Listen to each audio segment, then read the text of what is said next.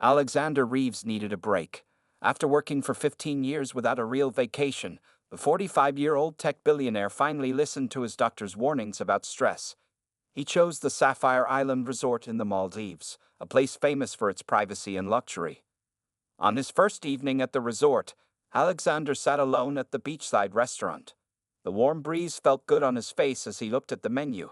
He ordered a simple grilled fish and watched the sunset paint the sky orange and pink. "Did you see that guy? He's always on the business channels," a waiter whispered to another staff member, thinking Alexander couldn't heed her. He was used to being recognized. His company, Reeves Technologies, was worth billions, and his face often appeared in business magazines. Alexander sipped his water and tried to relax. This was supposed to be his time away from work, but his mind kept going back to the office and the new product launch scheduled for next month. His thoughts were interrupted when two teenage boys walked into the restaurant, laughing loudly.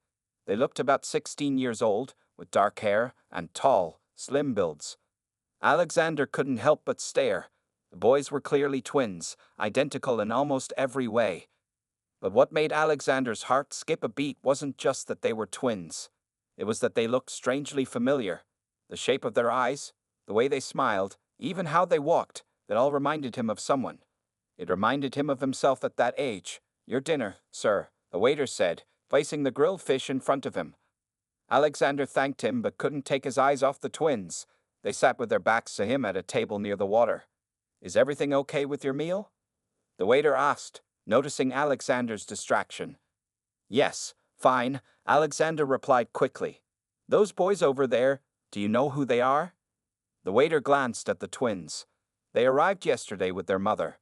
I believe the family name is Bennett. They're staying for 2 weeks. Bennett.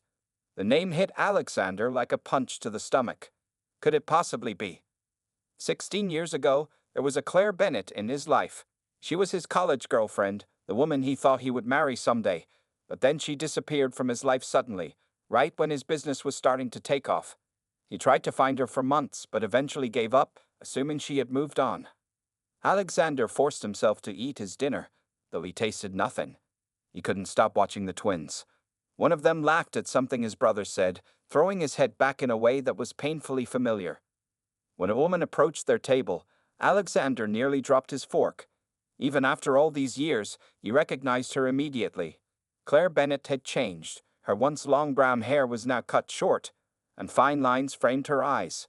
But it was definitely her. Alexander's mind raced with questions. The twins looked about 16.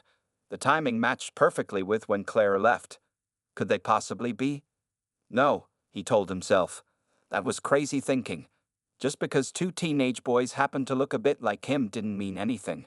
It had to be a coincidence. But as Alexander paid his bill and left the restaurant, he couldn't shake the feeling that his perfect, organized life was about to change forever. Something about those boys called to him, and after years of following only his business instincts, for once, Alexander decided to follow his heart instead. He would find out who those twins were, no matter what. Alexander barely slept that night. Every time he closed his eyes, he saw the twins' faces. The resemblance was too strong to ignore. He tossed and turned in his luxury villa, wondering if he was going crazy or if his past had finally caught up with him. Morning came with bright sunshine streaming through the curtains. Alexander decided to go for a swim to clear his head. The resort's main pool was usually empty in the early hours, which suited him perfectly. But today, fate had other plans. As he approached the pool area, he heard splashing and laughter. The twins were racing each other across the water, moving with the energy only teenagers possess. Alexander stopped at the edge of the pool deck, not wanting to be noticed. He watched them for several minutes, studying their features, their movements, their smiles. "They're good swimmers," a voice said beside him. Alexander turned to find an older man in a resort uniform. His name tag read Samuel, resort manager. "Yes, they are," Alexander replied, trying to sound casual. "The Bennett twins, right?" Samuel nodded. "Ethan and Noah. Good kids, very polite, unlike many teenagers we get here." The manager smiled. "Their mother raised them well. Is she here too?" "Their mother?" Alexander asked, his heart beating faster. "Miss Bennett?" "Yes, She usually reads in the garden area during their swimming time. Samuel pointed toward a secluded seating area surrounded by tropical plants. She's right over there, if you're looking for her. Alexander thanked the manager and walked slowly toward the garden. Through the green leaves, you could see Claire sitting on a bench with a book in her hands. She looked peaceful, occasionally glancing up to check on her sons in the pool. For a moment, Alexander considered walking away. Maybe this wasn't his business. Maybe she had good reasons for never telling him about the twins, if they were his at all, but he had to know. He took a deep breath and approached her bench. Claire Bennett? She looked up, confusion on her face for a split second before recognition dawned. Her book fell to the ground as she stood up quickly. Alexander? Her voice was barely above a whisper. What are you doing here? I'm on vacation, he said simply, bending down to pick up her fallen book. It's been a long time. Claire's eyes darted toward the pool, where the twins were still swimming, unaware of the drama unfolding. 16 years, she said, her voice stronger now. I never expected to see you again. Alexander handed her the book. Those are your sons.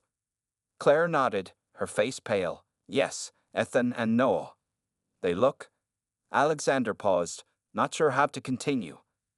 They look like you. Claire finished for him. Her hands were shaking slightly. I know.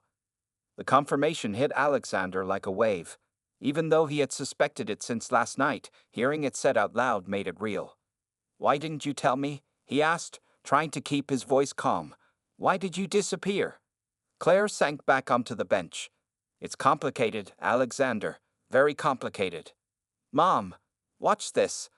One of the twins called from the pool, preparing to do a dive. Claire forced a smile and waved at her son.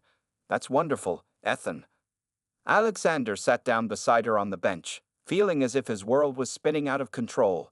Those boys, are they mine? Claire looked directly into his eyes for the first time.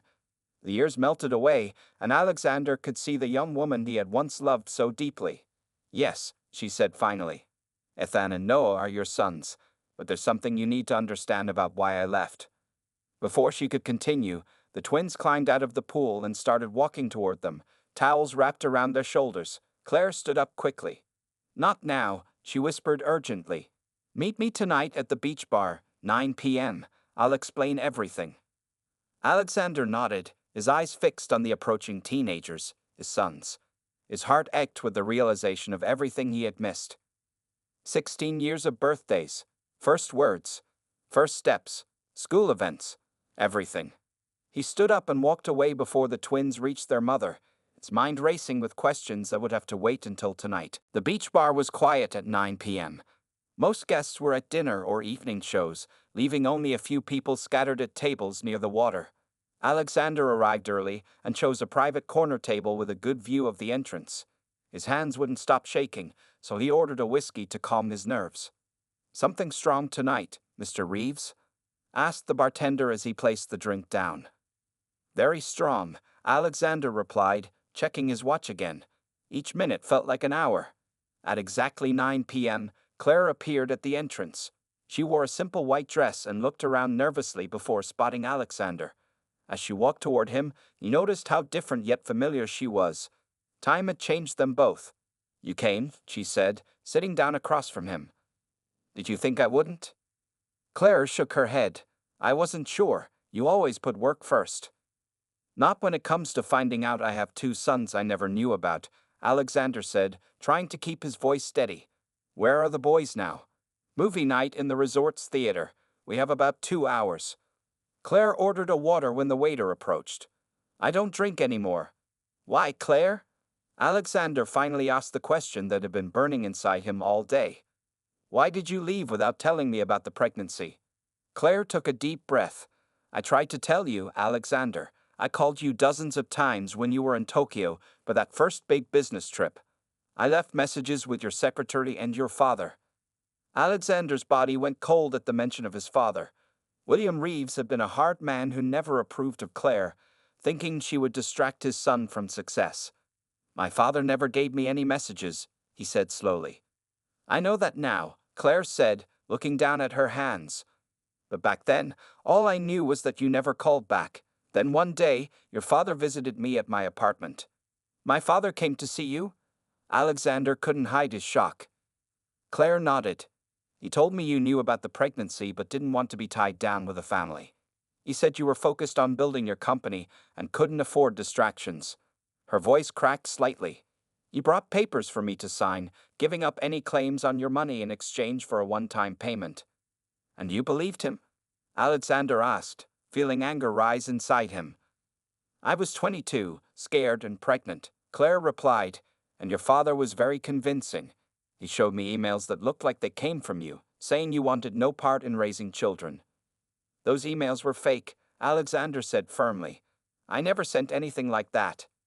I know that now, Claire said quietly, but I was young and hurt. I took the money because I needed it for the babies, and I moved to Oregon to start over.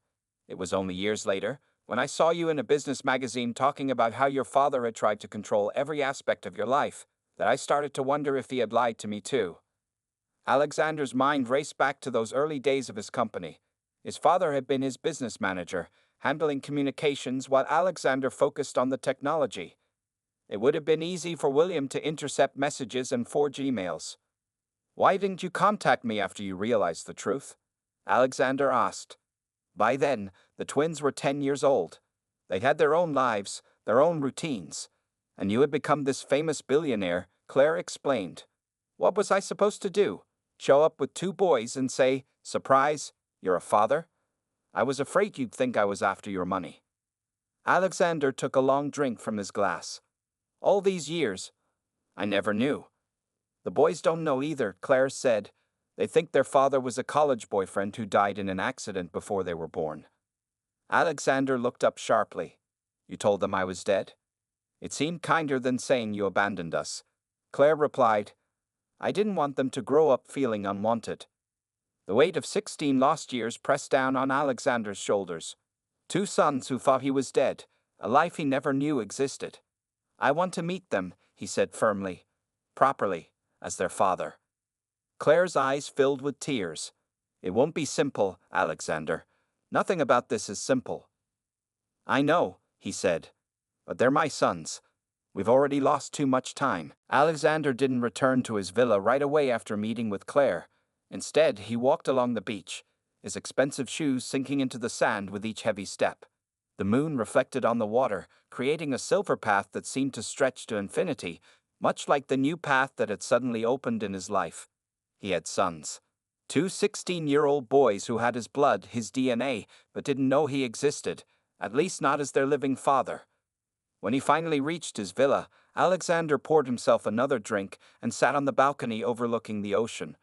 From his suitcase, he pulled out an old leather wallet.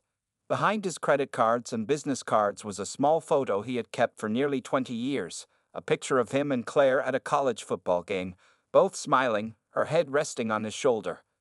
We were just kids ourselves, he whispered to the photograph. Alexander reached for his phone and opened his photo gallery. There were hardly any personal pictures, mostly screenshots of business presentations and product designs. His life had become so empty of personal connections that he barely noticed until now. Meanwhile, in her much more modest resort room, Claire sat between the beds of her sleeping sons. Ethan slept on his stomach, one arm hanging off the bed, while Noah was curled on his side. They were identical in appearance but so different in personality. Ethan was outgoing and confident like Alexander had been, while Noah was thoughtful and analytical. Claire gently brushed hair from Noah's forehead. What have I done? She whispered. Was I wrong to keep you from him all these years? The truth was complicated.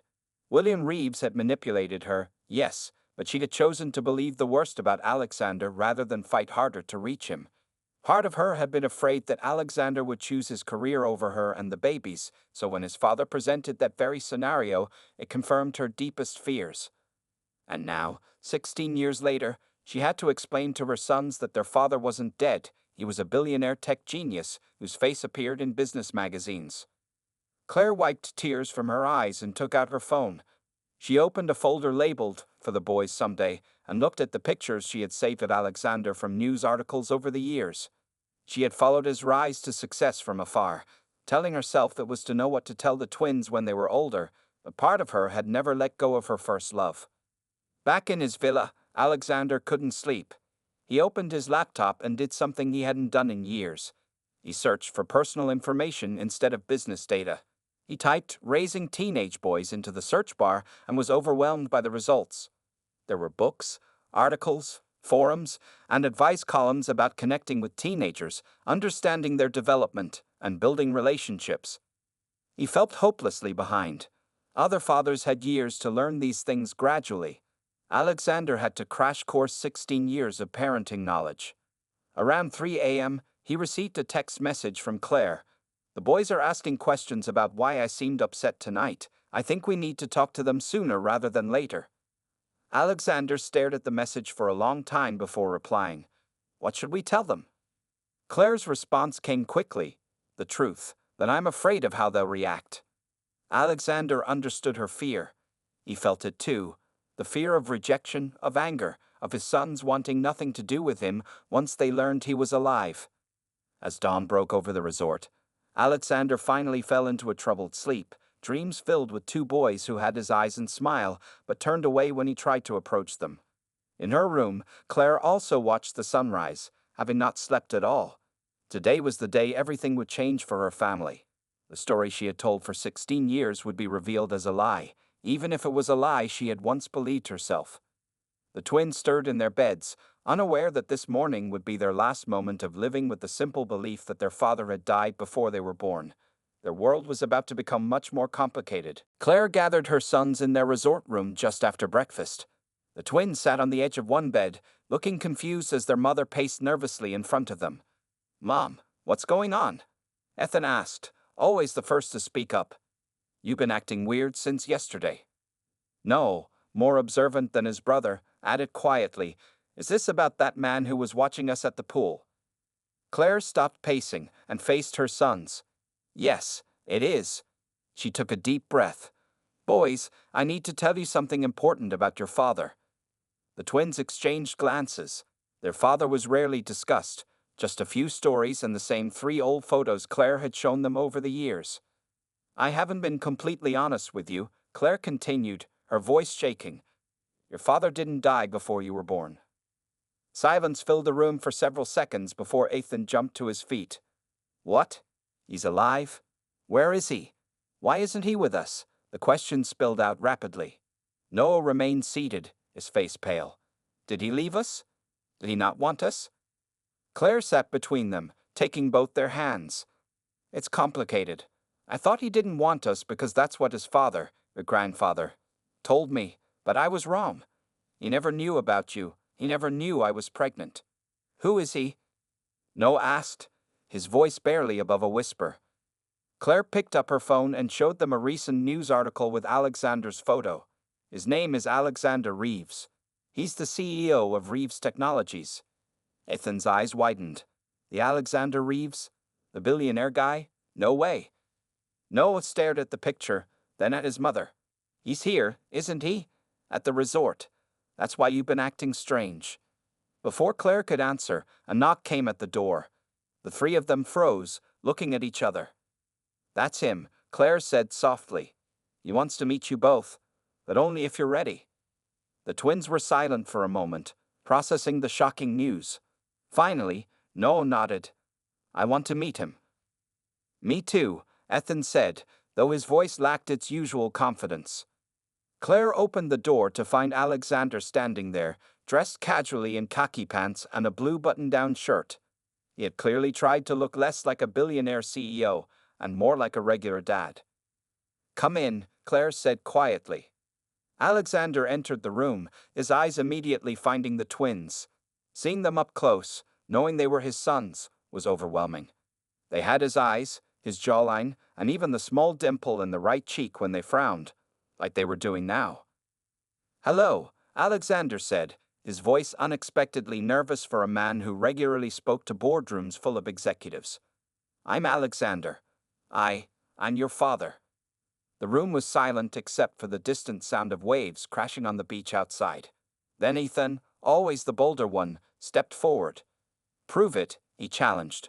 "How do we know this isn't some weird scam?"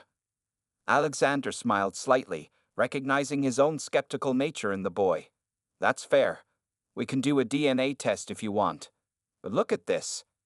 He pulled out his wallet and showed them the old photo of him and Claire from college. Then he stood next to Noah, who was still sitting on the bed. Look in the mirror, Alexander suggested. Noah stood up slowly and moved to the dresser mirror. Alexander stood beside him, and the resemblance was striking. The same eyebrows, the same nose, the same way they stood with weight shifted slightly to the right. I have your tech skills too, Noah said quietly. I've been coding since I was 10. Alexander's eyes lit up. Really? What languages? Python, mainly, some JavaScript. Me too, Ethan jumped in, not wanting to be left out. We built an app for our school last year to track club meetings and sports practices. For the first time, Alexander saw more than just his physical features in his sons. He saw his passion for technology, his drive to create and solve problems. I'd love to see it, he said sincerely. The awkwardness didn't completely disappear, but as the four of them sat together in the small resort room, something new began to form, the foundation of a family that had been 16 years in the making. 3 days passed quickly. Alexander spent every moment he could with the twins, getting to know them, learning about their lives. They were both brilliant, just as he had been at their age. Noah loved programming and creating apps, while Ethan was more interested in designing computer hardware. The four of them were having lunch at the resort's main restaurant when Alexander's phone rang. It was his assistant, Jennifer. I need to take this, he said, stepping away from the table. Jennifer, what's up? Mr. Reeves, I'm sorry to bother you on vacation, but there's a situation. Your father is asking questions about why you extended your stay. I mentioned you met some people there, and he's been acting strange ever since. He's been trying to access your calendar and personal emails. Alexander frowned. My father has no right to access any of that. He hasn't worked for the company in 5 years. I know, sir, but he still has friends in the IT department. And there's something else. He's booked a flight to the Maldives. He arrives tomorrow morning. Alexander's blood ran cold. William Reeves was coming here, where Claire and the twins were. The man who had lied and kept Alexander from his sons for 16 years was now flying across the world, likely to interfere again. Thank you for telling me, Jennifer, he said, ending the call. When he returned to the table, Claire immediately noticed something was wrong. What happened? She asked. Alexander looked at the twins, who were busy arguing about the best programming language. Then he looked at Claire and spoke quietly. My father is coming here, tomorrow. The color drained from Claire's face. William? Here? Why? I don't know, but I don't think it's good, Alexander replied. He's the one who kept us apart all these years. I don't want him anywhere near the boys. We can leave, Claire suggested. Check out early and go somewhere else. Alexander shook his head. No, I'm tired of running from him. I'm tired of him controlling my life. It's time to face him. The next morning, Alexander waited in the resort lobby. He had told Claire to keep the twins in their room until he called.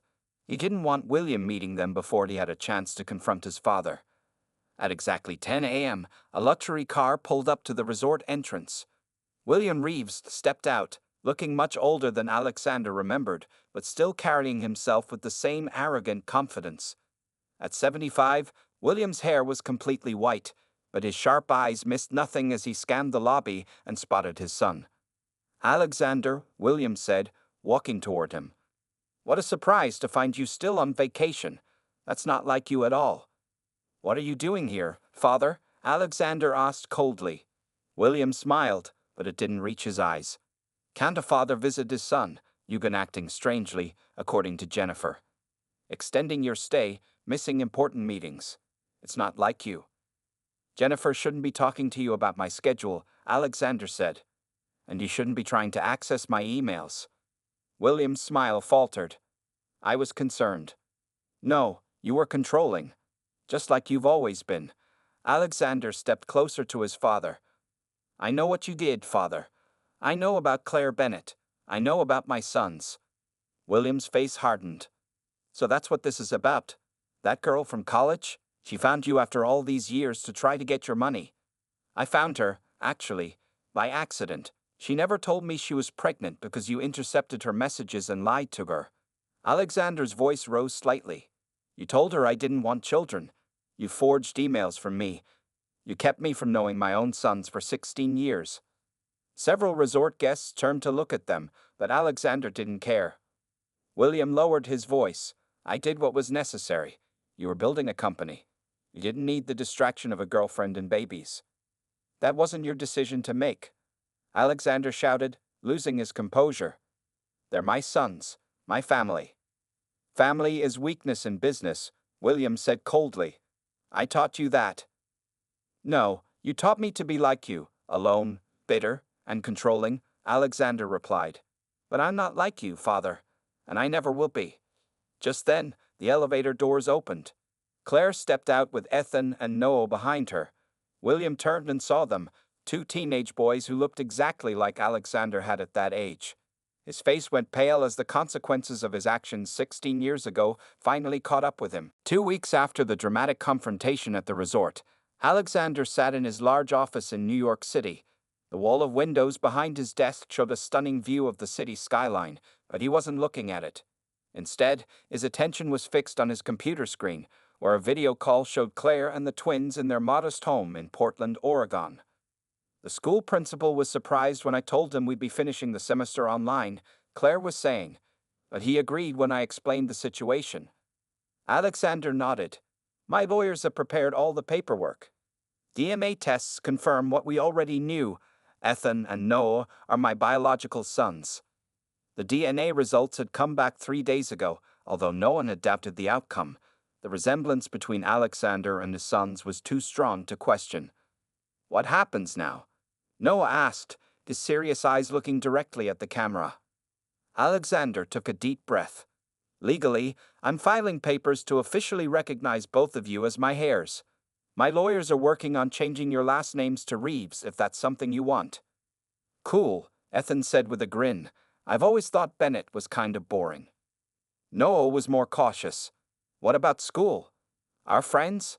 Our life in Portland? Before Alexander could answer, his office door opened. His assistant Jennifer appeared with a worried expression.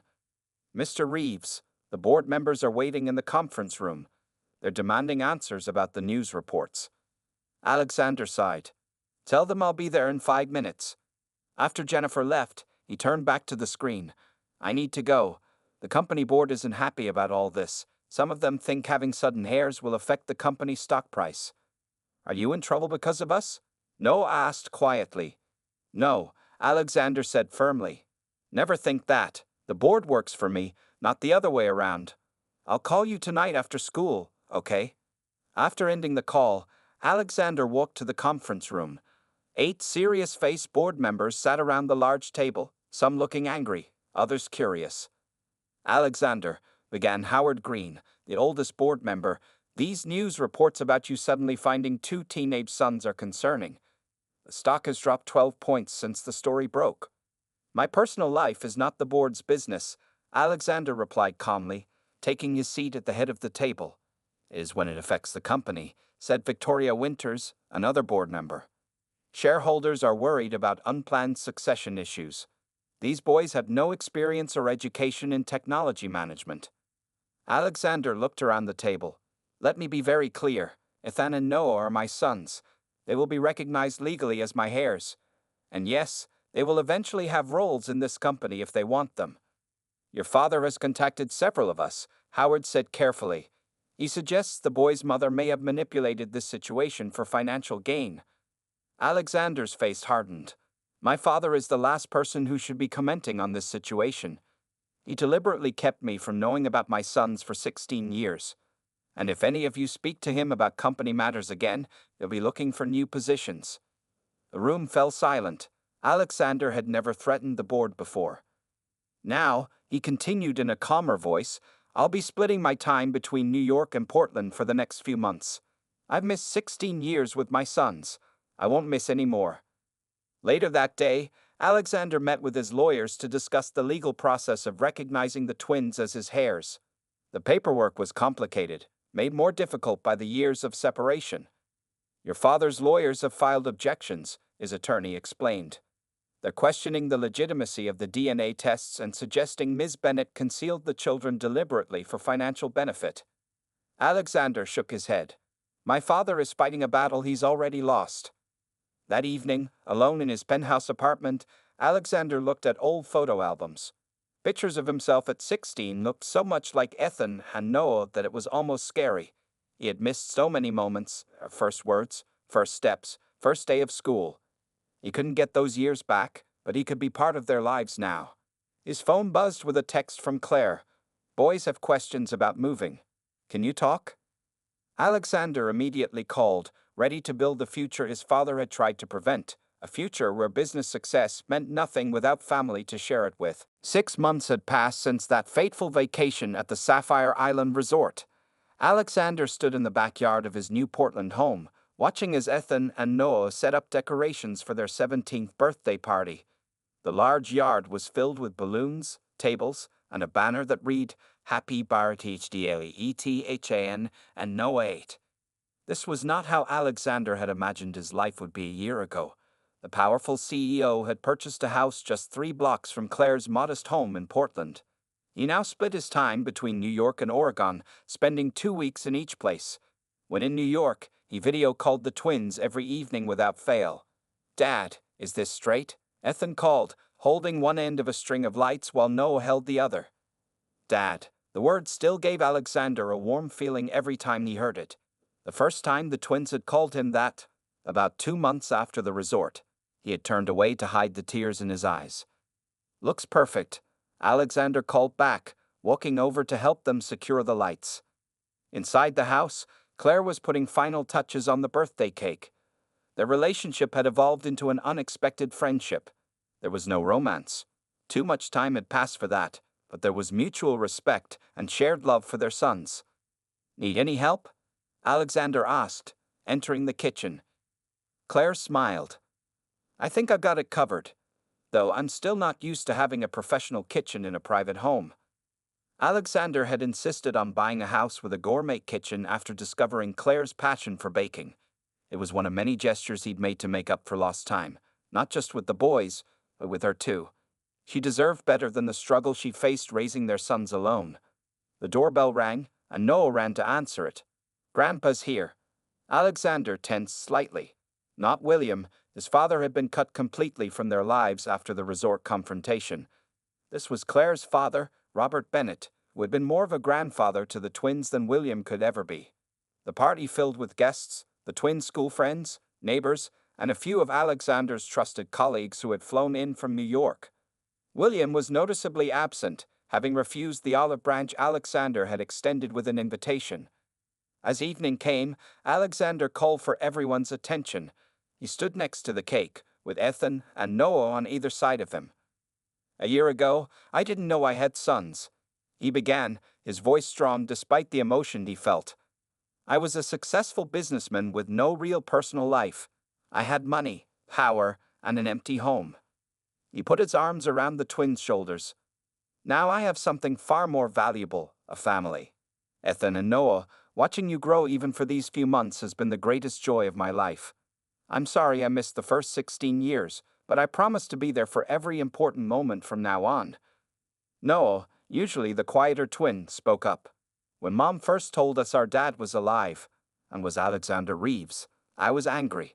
I thought you'd abandoned us. But then we got to know you, Ethan continued. And we realized we have the coolest dad in the world. Claire joined them by the cake, completing the family circle. Make a wish, boys, she said, lighting the candles. The twins closed their eyes for a moment, then blew out the 17 candles as everyone cheered. Later, after the party had ended and the guests had gone home, Alexander found himself sitting on the back porch steps with Claire, watching the twins play with their new drone in the yard. Thank you, he said simply. For what? Claire asked. For raising such amazing young men, for being strong when I wasn't there, for giving me a second chance to be their father. Claire smiled. They were always your sons, Alexander. They have your mind, your determination, your heart. Even when you weren't physically present, you were always part of them. In the yard, the twins were laughing as they navigated the drone through the evening sky. Alexander watched them, thinking about the company board meeting scheduled for next week. He had surprised everyone by announcing a new youth technology program that would be led by Ethan and Noah as their first official roles in Reeves Technologies. His father had built a business empire through control and isolation. Alexander was determined to build something better. A family legacy where success was measured not just in dollars, but in moments shared together. As the twins ran over to show him something on the drone's camera, Alexander realized that losing a little control had given him everything he never knew he wanted.